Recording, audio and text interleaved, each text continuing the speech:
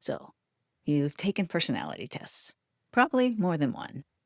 MBTI, Enneagram, Strength Finders, DISC, maybe one of those quizzes that tells you which Disney princess you are. And honestly, sometimes those feel just as accurate.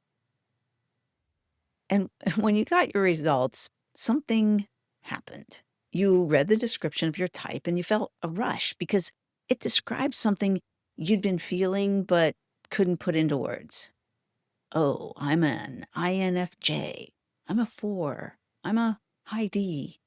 And suddenly you had a language for it. You shared it with your friends. You put it in your Instagram bio. You read every article about your type. You sent screenshots to people saying, "This is so me." And that feeling, that rush of being seen, that was real. Not going to take any of that away from you. I do need to ask you something, though. After that rush of recognition, what actually changed? I'm not asking what you understood, not what you could explain about yourself at a dinner party. What changed in how you showed up? If you're being honest, probably not much. And that's not your fault, that's by design. Because here's what happens when you take a personality test. You get the validation, you get the language, and then you kind of absorb it into your identity. Oh, I'm an introvert, so that's why parties drain me. Or I'm a sippin', so I need novelty. That's just who I am. I'm a perceiver, so I struggle with deadlines. It's my type. And the label starts doing something subtle. It stops being a description and starts becoming an explanation for everything. Why you can't stick with things, why certain people exhaust you, why you keep making the same choices. It's just your type, which feels like insight. But listen to what it's actually saying. This is who you are, and it's permanent. That's not liberation. That's a box. That's a ceiling. The part that nobody talks about is that once you're inside that framework, once you've accepted the label, you start filtering everything through it. You notice the things that confirm your type. You explain away the things that don't. One researcher called this the Hall of Mirrors. And once you're inside it, everything you see is your type reflected back at you. But the reflection isn't accurate. It is, however, familiar. Feeling seen is powerful. It's why those tests and assessments feel so good. But the feeling seen isn't the same as seeing clearly. Now, I want to show you the history behind these tools, not because the history is the point, but because once you see how they were built, you'll understand why they feel accurate without actually being accurate. And that distinction matters more than you think. So the history. Let's look at the MBTI, the one everyone knows, Myers-Briggs. It was created during World War II by a mother and her daughter named Catherine Briggs and Isabel Myers. Neither of them had any formal training in psychology. Catherine became fascinated with Carl Jung's work after reading one of his books and essentially built the system from his language. And then her daughter, Isabel, she's the one that created the actual test, partly as a war effort project, partly as a way to work through her own marriage struggles. And Jung's theory? It wasn't based on data, not experiments, not studies. It was based on his own observations and the people that he knew. And that's it.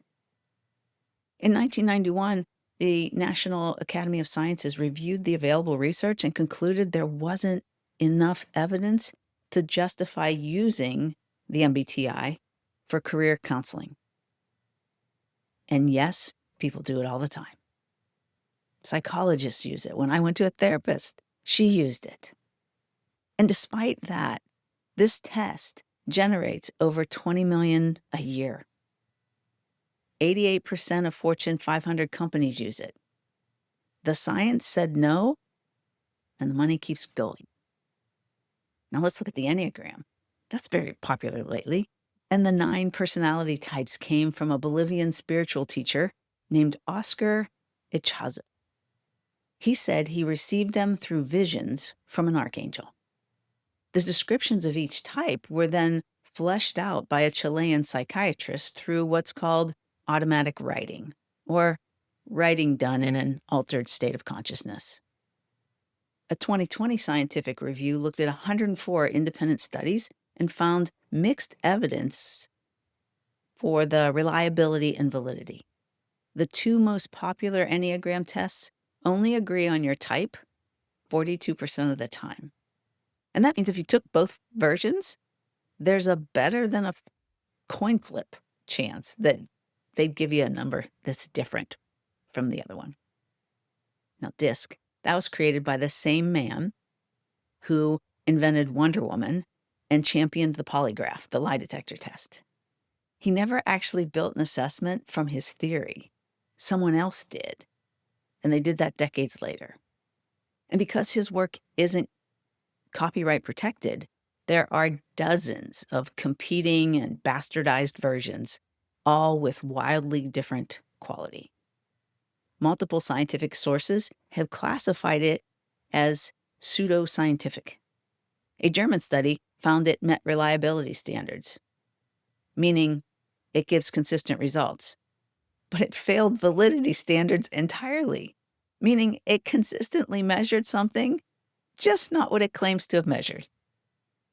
Now, Clifton Strength Finders, that's come a little bit later, now called Clifton Strengths, I think. And it is actually the most credible of the group, backed by Gallup, real research behind it. But it's built on the assumption that your strengths don't change over your lifetime.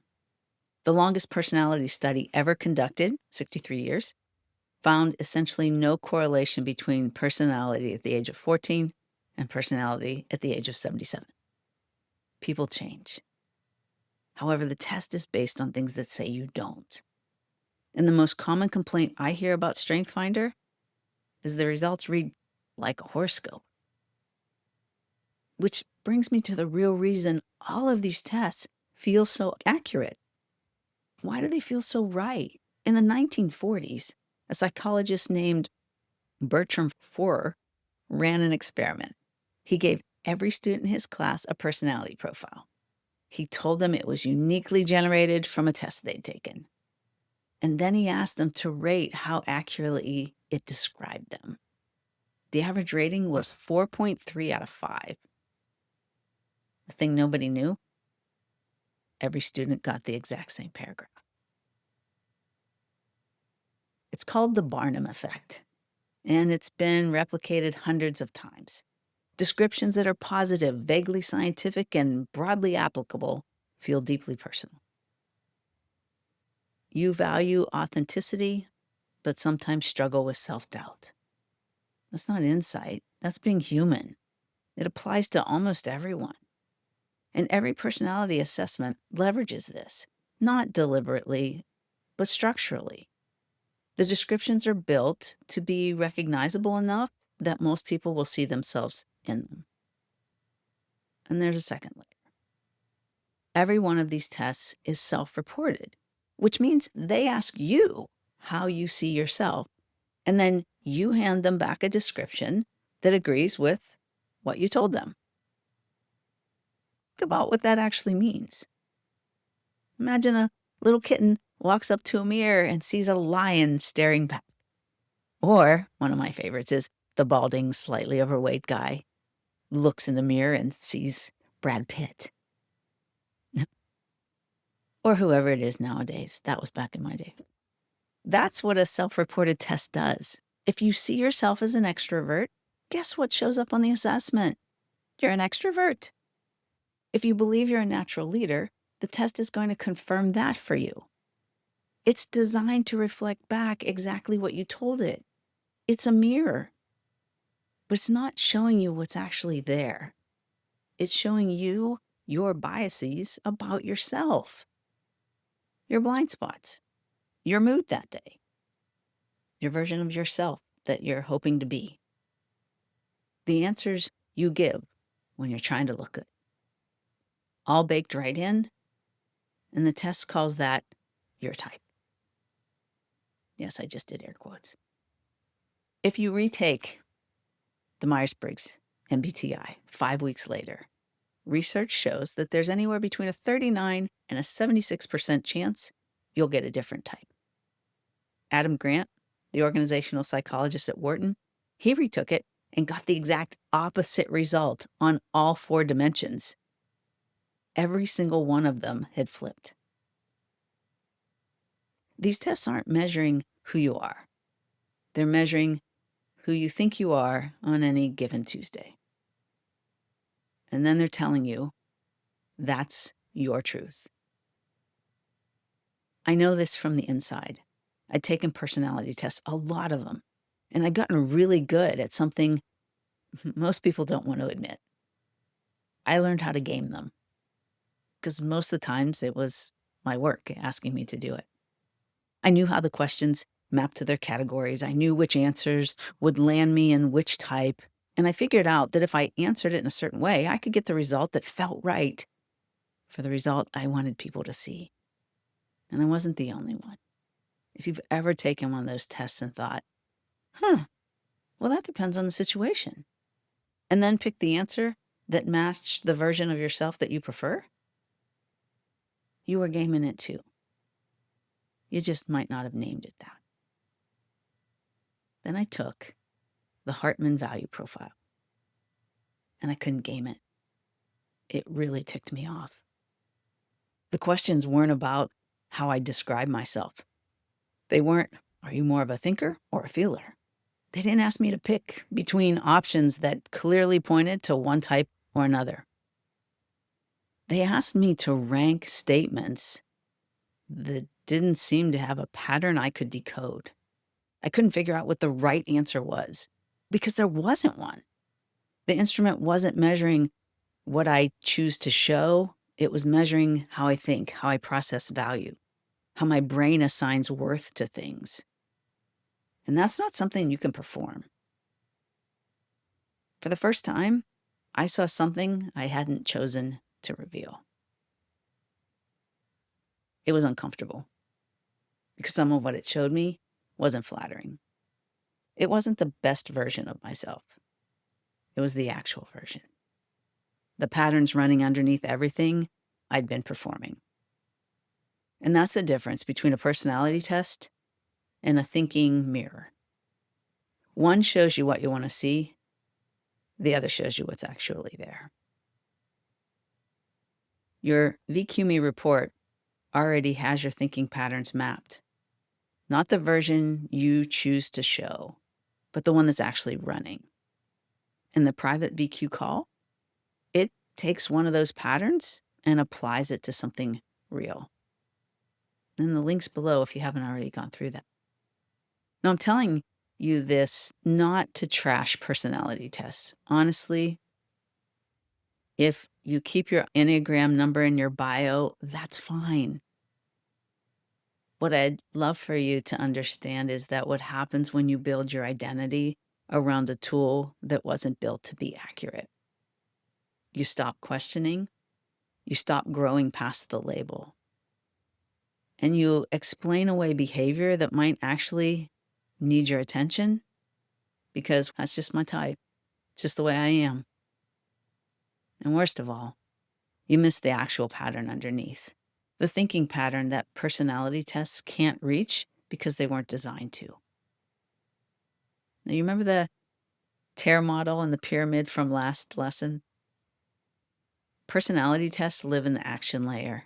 They observe how you tend to behave, and then they call that your type. But the tear framework shows you that actions are downstream from emotions, which are downstream from thinking. Personality tests are measuring the output and calling it the input. They're reading the results and telling you that's the cause. It's not. The cause is in the foundation of the pyramid, the thinking. Now, that's why they feel accurate, but nothing changes. They're describing the right symptoms. They're just pointing at the wrong layer. One more thing, and then I'll let you go. A man named Matthew Gale shared his MBTI experience publicly. He was typed as an INFJ at work. And after that, every mistake he made, every misstep, every stumble got attributed to his type. Not treated as a normal part of the learning curve, not treated as a human being trying to figure things out. Just that's what INFJs do. He said it played, and I'm quoting, no small part in destroying my life.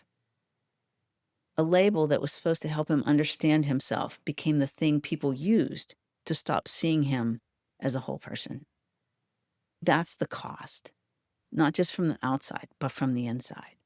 Not that the tests are evil, but that the labels they create can become cages if you let them. And the worst cage is the one you built around yourself because someone gave you a flattering name for it. If you've taken personality tests and felt seen but nothing changed, that's not a failure on your part or the tool's part. The tool wasn't built to create movement. VQMe is. The call shows you how. So let me say this clearly. Those tests weren't wrong to give you language for what you were feeling. Language matters. Being able to say, I think this is happening inside of me, that's a real step. But language without accurate measurement creates something dangerous. And that is the illusion of knowing. You feel like you understand yourself. And that feeling is so satisfying that you stop looking deeper. You stop asking the harder question. It's not what type am I, but what thinking pattern is running right now and what's creating it? What is that thought itself creating in your life? That's where we're going to go next. Next lesson breaks down what personality tests actually measure versus what matters, and why that gap explains more about your life than any four-letter code ever could. But before you go, I'm genuinely curious. Drop in the comment, like which personality test you've taken. I'll do the same. And what happened afterwards. Not the result, but what changed or didn't. And if you're already feeling the gap between what those tests gave you and what you actually need, the private VQMe call is where we work with what's actually there. Not the type, but the thinking. Listen to the links below. Hope to see you on the call or at least in the next lesson.